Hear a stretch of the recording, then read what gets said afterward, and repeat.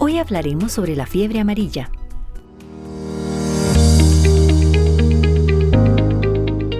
La fiebre amarilla es una enfermedad viral hemorrágica transmitida por mosquitos. Es una enfermedad propia de las regiones tropicales de África y América Central y del Sur. Esta enfermedad es de alto impacto y alta amenaza, con un riesgo de propagación internacional, lo que la convierte en una posible amenaza para la seguridad sanitaria global. Sobre todo porque sus síntomas pueden ser difíciles de distinguir de otras fiebres hemorrágicas. Grandes epidemias de fiebre amarilla ocurren cuando personas infectadas introducen el virus en áreas muy pobladas con alta densidad de mosquitos y donde la mayoría de las personas tienen poca o ninguna inmunidad debido a la falta de vacunación. Y para conocer más sobre este virus, nos acompaña el doctor Juan José Romero Zúñiga, docente e investigador de la Escuela de Medicina Veterinaria de la Universidad Nacional, y el doctor Víctor Montenegro Hidalgo, docente e investigador de la Escuela de Medicina Veterinaria de la Universidad Nacional.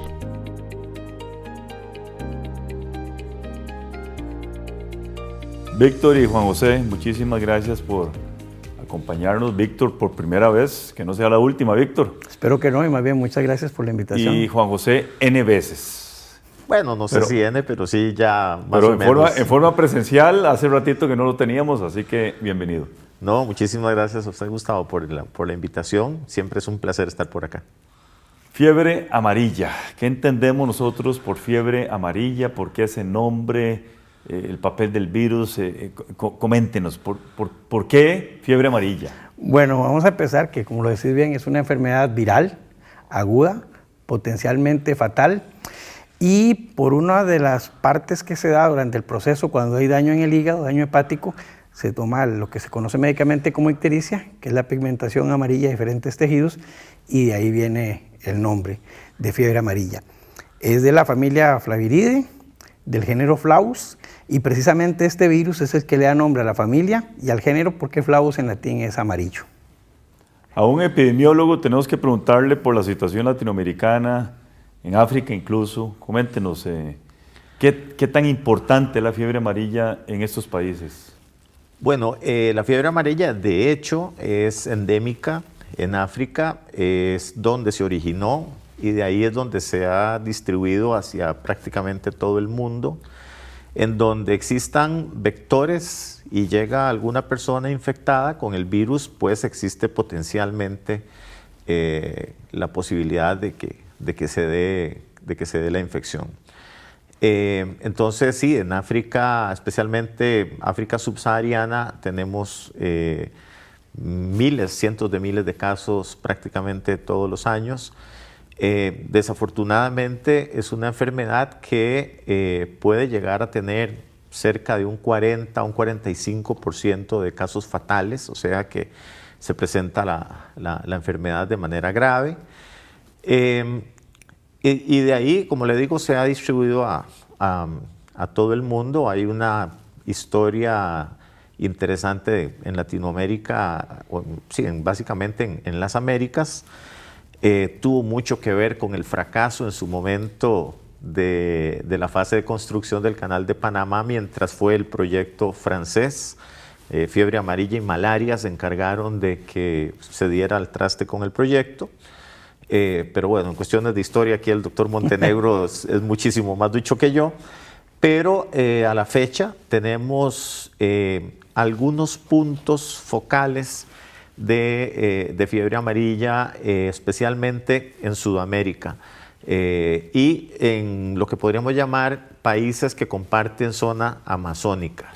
Entonces Brasil, Bolivia, Perú, Colombia, algunas partes del Ecuador, ahí podemos encontrar algunos focos de enfermedad. Situación en Costa Rica. ¿Cuándo nos llega la fiebre amarilla? ¿Cuántos casos? ¿Tenemos esos datos? Bueno, en realidad solo hemos tenido un caso importado, nada más, eso es lo que hemos tenido, afortunadamente. Una persona del exterior que llegó al país. Exactamente, una persona que venía con la infección, afortunadamente no pasó de eso. Pero de ahí en fuera, en realidad no hemos tenido casos de fiebre amarilla. Por lo menos no que yo recuerde en un pasado bastante reciente. Podríamos decir porque la fiebre amarilla se mantiene mucho en el ámbito de la circulación selvática, no hay mucha transmisión urbana, entonces afortunadamente eso ha permitido que difícilmente se disemine hacia otros lugares. En la actualidad, aparte de que pues, ya existe vacuna, ya hay una serie de medidas que toman los países para que las personas que se van a exponer potencialmente a la infección pues vayan vacunadas y entonces esto reduce en mucho la probabilidad. Casualmente, Víctor, hablemos de la transmisión. ¿Cómo se transmite la fiebre amarilla? Sí, precisamente se transmite por la piquete de mosquitos del género Aedes, que por ejemplo no es propio del continente americano, sino que también vino, pero tenemos vectores potenciales o vectores competentes en el continente del género Haemococcus y el género Sabetes, que ambos son de ambientes silvestres, precisamente. Ahora, es una zoonosis debido a que simios, en el caso de los simios africanos, son el concepto real de reservorio, o sea, tienen el virus circulante, mas no padecen algún tipo de enfermedad, pero los primates no humanos que tenemos en el continente americano sí la sufren, sí puede ser incluso mortal. Hubo casos acá en Centroamérica del mono congo, la loata palliata, que hubo una gran mortalidad debido a la fiebre amarilla, pero precisamente de estos animales enfermos y potencialmente que van a morir, estos mosquitos, como te digo, género Haemococcus y género Sabetes, pueden tomar el virus y transmitirlo a los humanos y lógicamente a otros simios. Pican al mono y después vienen y al humano, lo transmiten a una persona. Se define como una zoonosis y luego ya, como comentaba Juan José, durante la construcción del Canal de Panamá, la transmisión era de humano a humano y se trajo completamente al traste lo que fue la época de la construcción por parte de los franceses y fue la última vez oficialmente que se usaron humanos como conejillos de indias, comparando las tiendas de campaña con ropa de personas enfermas, pero sin entrada de mosquitos, y tiendas de campaña completamente limpias, pero con ingreso y salida de mosquitos, donde estuvo Gorgas, que de hecho hay un instituto en Panamá, el Instituto Gorgas. ¿Algún otro animal silvestre? ¿Y qué pasa con los domésticos? Domésticos no hay ninguno hasta la fecha que se haya reportado. No hay un solo reporte. No hay reportes de eso. Los marsupiales sí se pueden infectar, pero no está claro su papel como reservorio. Por ejemplo, las zarigüeyas, los didelfis. Nosotros no le hemos encontrado ningún mono en Costa Rica, mono silvestre. Sí, digamos, el aloata, que es el mono congo. Esos datos que usted compartió sí, exactamente, en Costa Rica son de acá también. de Costa Rica, de Centroamérica. Creo que del 49 al 54 fue un brote muy grande que se dio desde prácticamente la zona este de Panamá, la frontera con Colombia, hasta México, hasta Yucatán. Fue un brote muy grande y mucho tiempo, que fue entre 1949 y 1954, y ahí sí se asoció precisamente con el mono el género aloata, pero estos monos, por decirlo acá, del Nuevo Mundo sí la padecen y puede ser incluso mortal, como los humanos. ¿Y se podría confirmar que fallecieron por fiebre amarilla? Se puede hacer, digamos, si fuese el caso, pero sí fue en esa época precisamente. Qué interesante. Las personas más vulnerables, quiero que lo hablemos en el siguiente segmento, eventualmente en los países donde tenemos el tema de la zoonosis. Entonces vamos a hacer una pausa, estamos conversando con los doctores Juan José Romero Zúñiga y Víctor Montenegro Hidalgo, ambos docentes e investigadores de la Escuela de Veterinaria de la Universidad Nacional. Ya regresamos.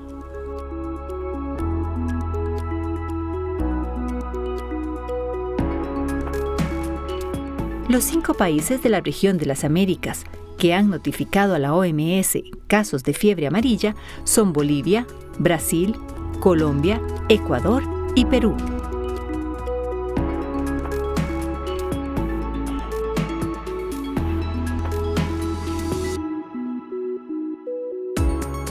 Juan José, ¿podemos decir que hay personas más vulnerables para sufrir la fiebre amarilla? Sí, en los lugares donde hay circulación del virus y también existe el vector, cualquier persona es susceptible de la infección cualquiera de estas puede enfermar y eventualmente enfermar de gravedad. Ahora, las condiciones de los sistemas de salud son fundamentales porque la mayoría del tratamiento, no hay tratamientos antivirales, sino que es tratamiento sintomático. Entonces se requiere de atención especializada.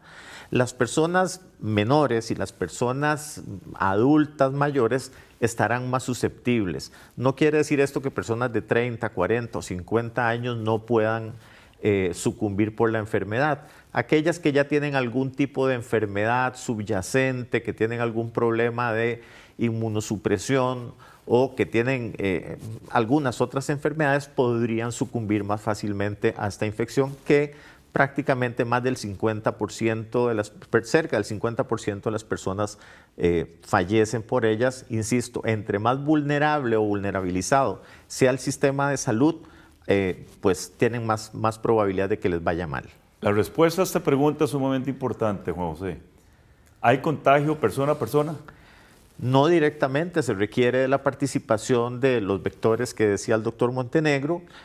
Podríamos decir que inclusive los contactos tan cercanos como las relaciones sexuales no posibilitan la transmisión del virus. ¿Un beso? No, menos, tampoco. Yo siempre socializo los temas que voy a tratar y esa es una pregunta que me hicieron ayer, casualmente. La gente en pánico, particularmente una que había estado en Colombia. No hemos hablado de síntomas. Víctor, coméntenos. Bueno, como digo, es una enfermedad aguda, donde hay originalmente dolor de cabeza, fiebre, como bien se dice en su propio nombre, dolor generalizado, el vómito puede estar presente y luego ya la sintomatología mucho más grave, que se pierde la conciencia, que la fiebre suele ser mucho más alta y, como comentábamos previamente, afectación en el hígado y otros sistemas, sistema renal, hígado. Es ahí donde se puede convertir en fatal. Cuando pasa esa parte, cuando sí, ya cuando se vuelve algo sistémico puede ser fatal. Normalmente, como decía Juan José, es del 40-42%, y solo el año pasado en los países que hubo, Brasil, Colombia, Bolivia, Perú, creo que Guyana está por ahí, si uno ve los datos, fue una mortalidad casi del 50%, de 8-4, de 23-13, más o menos así, fueron los casos mortales en este brote del año pasado. Muy alto. Muy altísimo. Muy alto. Sí. Ya ustedes lo mencionaron, tratamiento. ¿Qué se hace con una persona con fiebre amarilla? Hospitalización. Sí. Hay que hospitalizar. Sí, efectivamente, se tiene que dar hospitalización. Ahí no se puede jugar ningún chance de que tal vez le va a dar una fiebre amarilla leve o moderada, sino que siempre se parte del peor escenario. Entonces, como ya están identificadas las zonas donde hay circulación del virus y que están los vectores, en el momento que comienzan los síntomas, dado que se suelen confundir, por ejemplo, con dengue, por ahí, como comparten el mismo vector, entonces, como se suelen confundir con dengue, con Zika, con chikungunya, con cualquiera de estos otros arbovirus, el saber que existe fiebre amarilla ahí hace que el tratamiento y la forma de atender el caso sea completamente diferente, porque ahí se parte del peor escenario, y el peor escenario es la fiebre amarilla. ¿Cómo se hace el diagnóstico? Digamos, llega una persona con estos síntomas al hospital, puede ser dengue, puede ser cualquier otra cuestión viral. ¿Se procede, digamos, en nuestros hospitales con técnicas moleculares o cómo se confirma que es fiebre amarilla? Es la palabra. Bueno, actualmente, digamos, está el nexo epidemiológico, ¿verdad? Entonces tenemos lo que se llama la definición de caso sospechoso, ¿verdad? Que es esta persona que vive en una zona o que ha visitado, ¿verdad? También que ha visitado una zona de riesgo, ¿verdad? En una zona de riesgo porque hay circulación del virus y están los vectores y presenta estos síntomas. Pero, por ejemplo, el dengue grave también puede presentar estos síntomas de afectación abdominal, ¿verdad?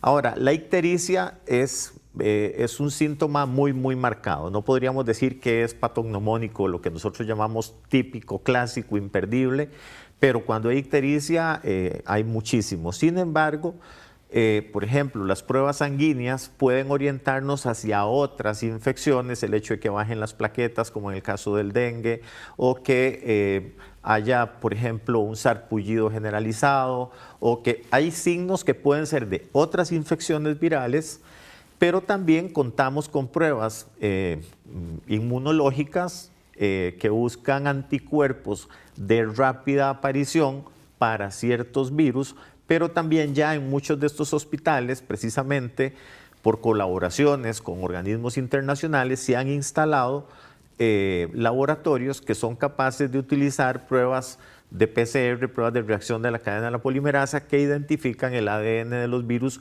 con cierta celeridad. De cualquier manera, insisto, el tratamiento que se le da a los pacientes es partiendo del peor escenario y es típicamente sintomático. Víctor, prevención, medidas de prevención que se pueden tomar para evitar el contagio, hablemos del papel de la vacuna. Exactamente, en los lugares, en los momentos que se da un brote, que precisamente por definición tiene que ser un sitio y un tiempo determinado, existe que hay poco alcance de la vacunación. Como comentaba Juan José, los virus no existe un tratamiento específico, por ejemplo, como contra bacterias o algunos parásitos que son tratamientos específicos para controlar a la gente, ha hecho que lo más apropiado, lo más cómodo, lo que mejor protege para las infecciones virales es vacunar. Y hay diferentes opciones con partes del mismo ADN de los virus, con virus atenuados, etc. Hay un montón de opciones de vacunar. La vacuna es la primera arma que se puede tener, por decirlo así, y de hecho hay una muy buena relación de brotes con poco alcance vacunal en los lugares que es endémico.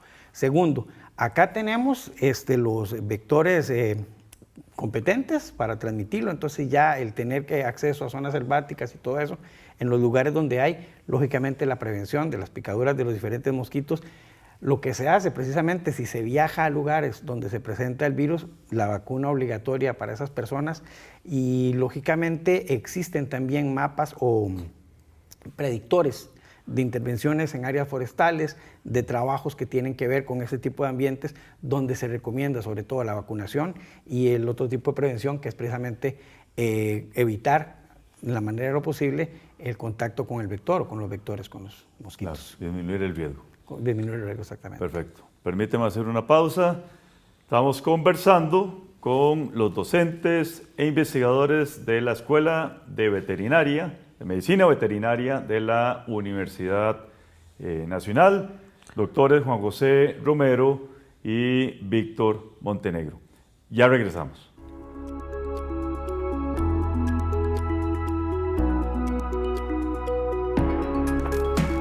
Una sola dosis de la vacuna contra la fiebre amarilla es suficiente para garantizar protección de por vida.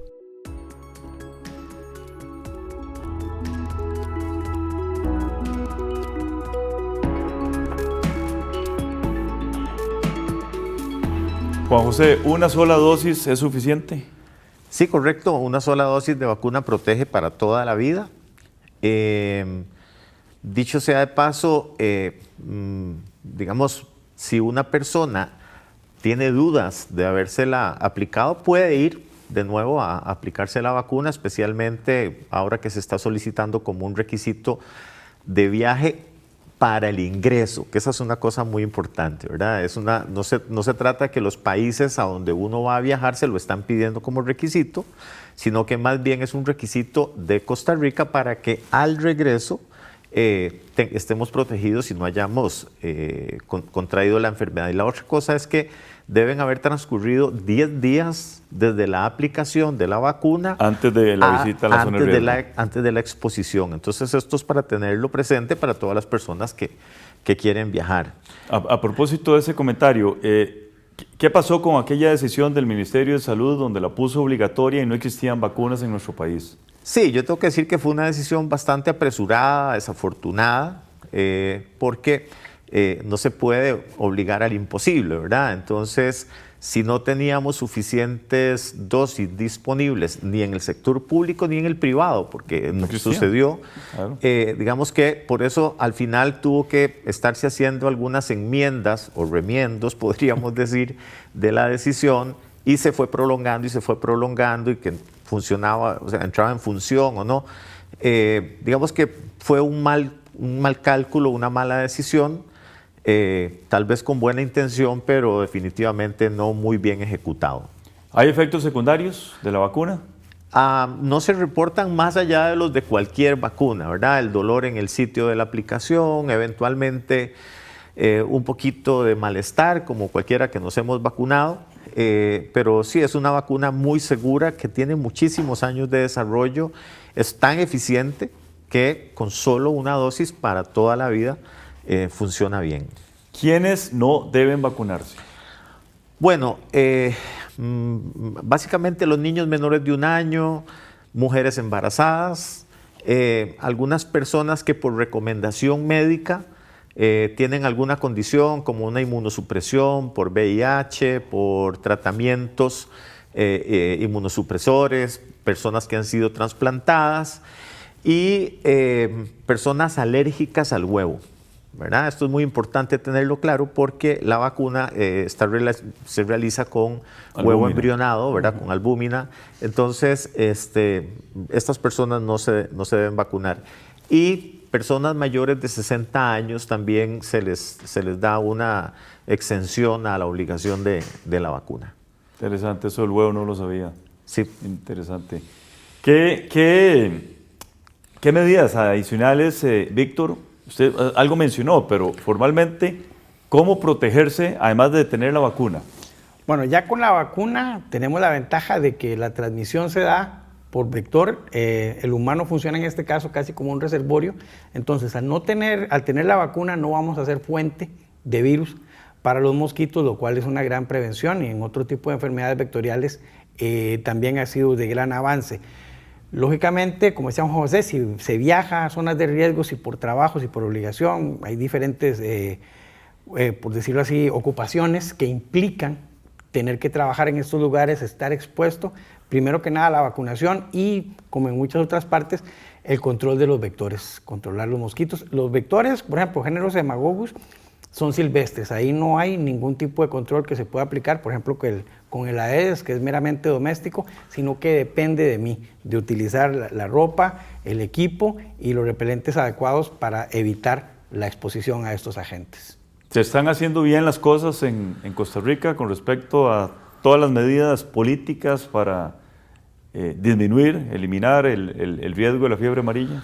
Bueno, yo podría decir que se está yendo en la dirección correcta. Digamos, una vez que se corrigió todo este tema de la obligatoriedad de la vacuna, hay cosas que son un poquito complicadas de manejar, ¿verdad? Si yo digo, bueno, es que voy a ir a Colombia y entonces me obligan a aplicarme la vacuna y resulta que voy para Bogotá, pues en Bogotá no hay chance de que tengamos digamos, el riesgo de infectarse por el virus de la fiebre amarilla. Sin embargo, se parte del hecho de que pues uno dice Colombia y Colombia es muy grande y puedo ir a la Amazonía o simplemente me puedo quedar en Bogotá. Lo mismo pasa si uno va a Ecuador, a Bolivia, a Perú o Brasil. Entonces, pues la exigencia me parece que va en el rumbo adecuado. Ya hay una buena preparación para el diagnóstico rápido de posibles casos, cumpliendo los protocolos de caso sospechoso. Los hospitales también, por lo menos los principales, están preparados con los métodos diagnósticos. El INCIENSA también ya está preparado. Entonces creo que se ha ido, digamos, en la ruta adecuada. Quizás lo que más es importante es que debemos subir la cantidad de personas vacunadas contra esta enfermedad, que dicho sea de paso no es parte del programa ampliado de inmunizaciones, no es obligatoria, pero sí es deseable. Entonces, desafortunadamente, el costo en el mercado es muy alto, ¿verdad? Y entonces, pues es bastante prohibitiva para la mayoría de la población y casi que es una obligación para quienes van a viajar. Ahora uno dice, bueno, si tengo X cientos de dólares para viajar, pues le tendré que invertir ciento y tanto más para ponerme la vacuna, es parte de los costos de viaje. Pero sí sería importante si desde el gobierno, desde las autoridades, se pone la vacuna a disposición de la mayoría de la gente, porque hay que dejarse cosas. Tenemos una migración muy grande de sur a norte, el chance, la probabilidad de que tengamos personas infectadas en algún momento acá cada vez sube más. Y al tener nosotros Aedes aegypti, a pesar de que de estos últimos brotes que se ha visto el año pasado y este año, no hay casos urbanos. Pero la posibilidad de que se den los casos urbanos existe y la probabilidad cada vez es mayor. Claro. Víctor, Juan José, muchísimas gracias. Agradezco profundamente el desplazamiento de ustedes desde Heredia para atender esta invitación de conciencia. Muchísimas gracias, Gustavo, más bien, y es un gusto. Y como ustedes, espero no sea la última, yo encantado de acompañarlo. Así será. Muchísimas gracias. No, gracias a vos y estamos siempre para servirles. Muy amables. Gracias también a todas y todos ustedes. Continúen con la programación de Canal 15 UCR, no sin antes ver nuestra sección Conceptos. Hola, nos encontramos de nuevo en este segmento que hemos llamado Conceptos. Soy Catalina Lao y voy a definir lo que dijo nuestro invitado aquí. Sí se pueden infectar, pero no está claro su papel como reservorio. Por ejemplo, los de las zarigüeyas. En biología, la palabra reservorio se refiere a la población de seres vivos que aloja de forma crónica el germen de una enfermedad que puede propagarse como epidemia. Es como un lugar de almacenamiento por un tiempo determinado antes que continúe su curso o se expulse del cuerpo. El investigador utiliza este concepto para aclarar que si bien los marsupiales como las zarigüeyas pueden infectarse con el virus de fiebre amarilla, no es común que el virus viva en este tipo de animales. Pero también el investigador nos dijo: es un síntoma muy marcado. No podríamos decir que es patognomónico, lo que nosotros llamamos típico, clásico, imperdible. El término patognomónico describe un signo o síntoma tan específico y característico de una enfermedad que su presencia por sí sola es suficiente para confirmar un diagnóstico médico. Es decir, aquellos síntomas que confirman una enfermedad sin la necesidad de realizar exámenes más detallados. El investigador usa este concepto cuando se refiere a uno de los síntomas propios de la fiebre amarilla, la ictericia, o coloración amarilla en el cuerpo. Sin embargo, como señala el invitado, por sí solo, este síntoma no puede confirmar la presencia de fiebre amarilla en una persona. Esto fue Conceptos. Les invito a acompañarnos en el próximo programa de Conciencia para seguir definiendo más palabras. No olviden visitar nuestras páginas de Facebook y YouTube. Hasta la próxima.